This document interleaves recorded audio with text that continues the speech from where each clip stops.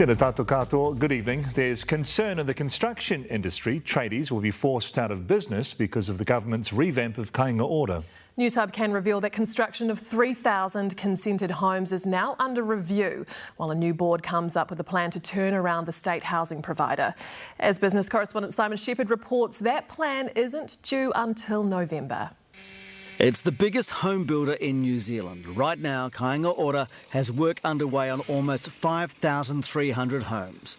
But it's what happens next that has the construction industry worried. We're not getting enough clear signals from the government about when that's going to change and pick up, and we're going to see a lot more construction companies at risk of going to the wall if they can't get the work that they've been getting over the last few years. That's because Kāinga Ora itself is being renovated.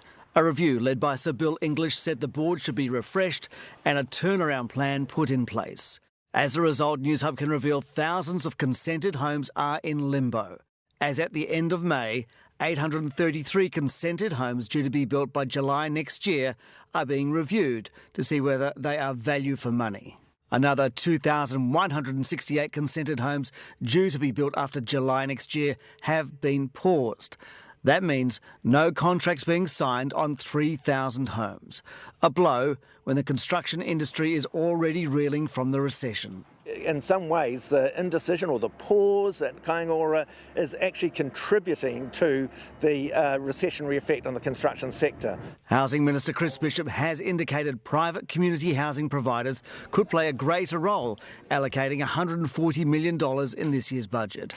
And in the last 6 years, that sector has built 2,000 homes. We're match fit, we're good to go, and I feel confident that we can deliver particularly those 1,500 new places that were announced in the budget. But with Kāinga Ora having 80% share of the social housing market, any pause in building is a big problem. For a couple of years now, residential construction consents and activity have been in a very, very steep decline. And we've been arguing with the Ministers of Housing that there is a role for the government to step in because we're really worried how deep that decline is going to go. The Ministry of Housing and Urban Development says Kāinga Ora is due to put forward a priority plan soon. So Simon, what has the Minister had to say about all those Kāinga Ora projects that were supposed to be built?